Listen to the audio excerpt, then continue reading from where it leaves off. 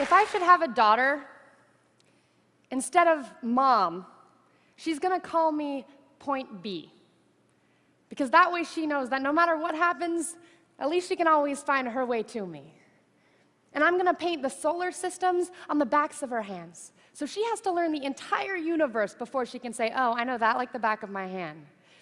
And she's going to learn that this life will hit you hard, in the face, wait for you to get back up just so it can kick you in the stomach. But getting the wind knocked out of you is the only way to remind your lungs how much they like the taste of air.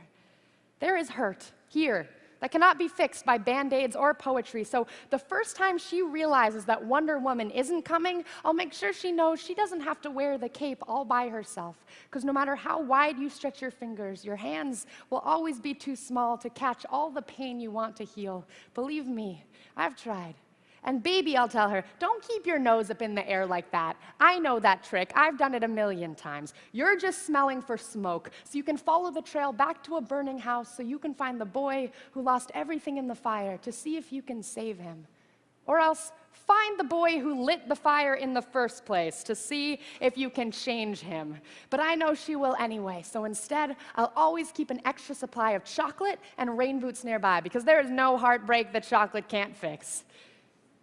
Okay, there's a few heartbreaks that chocolate can't fix, but that's what the rain boots are for, because rain will wash away everything if you let it. I want her to look at the world through the underside of a glass-bottom boat, to look through a microscope at the galaxies that exist on the pinpoint of a human mind, because that's the way my mom taught me, that there'll be days like this, there'll be days like this, my mama said, when you open your hands to catch and wind up with only blisters and bruises. When you step out of the phone booth and try to fly, and the very people you want to save are the ones standing on your cape. When your boots will fill with rain and you'll be up to your knees in disappointment, and those are the very days you have all the more reason to say thank you. Because there's nothing more beautiful than the way the ocean refuses to stop kissing the shoreline, no matter how many times it's sent away. You will put the wind in win some, lose some. You will put the star in starting over, and no matter how many landmines erupt in a minute, be sure your mind lands on the beauty of this funny place called life. And yes, on a scale from 1 to over-trusting, I am pretty damn naive, but I want her to know that this world is made out of sugar. It can crumble so easily, but don't be afraid to stick your tongue out and taste it.